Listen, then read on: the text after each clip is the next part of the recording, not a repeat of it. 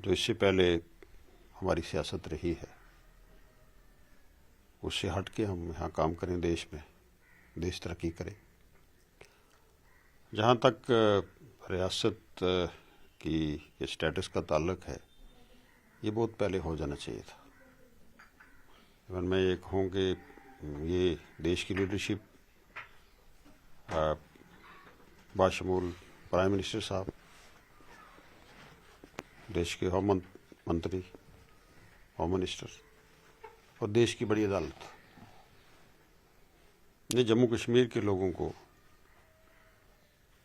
یہ وشواس لایا تھا، ان کے ساتھ یہ کمٹمنٹ تھی کہ جموں کشمیر میں ڈیلیمیٹیشن ہوگی، اس کے بعد یہاں الیکشن کروائے جائیں گے اور اس کے بعد ریاست کا درجہ واپس کیا جائے گا۔ دو چیزیں تو ہو گئی،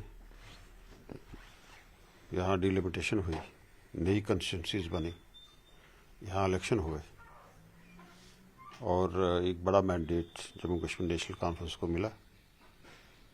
عمر عبداللہ صاحب کی قیادت میں یہاں سرکار چل رہی ہے، لیکن جو سب سے اہم اور سب سے بنیادی اور سب سے ضروری، جس کو ضرورت سمجھتے ہیں جموں کشمیر کے لوگ، ایک بنیادی حق تھا ہمارا ریاست جموں کشمیر کا اپنا اسٹیٹ، وہ ابھی تک نہیں ملا۔ 25 اسی امید میں گزر گیا، اور ہم یہ سمجھتے ہیں کہ یہ فوری دے دینا چاہیے تھا۔ اب اس پہ کوئی بات کرنی کہ یہ دیں گے یا ہمیں امید ہے، یہ ہو جانا چاہیے تھا۔ لیڈرشپ کے کول و فیل میں تضاد نہیں ہونا چاہیے، اور اتنے بڑے ڈیموکریٹک ملک کے سربراہ کی کول و فیل میں اگر تضاد ہوگا تو میں سمجھوں گا کہ یہ ہمارے لیے بدقسمتی کا مقام ہے۔ 2026 میں ریاست کا درجہ واپس ہوگا یا نہیں،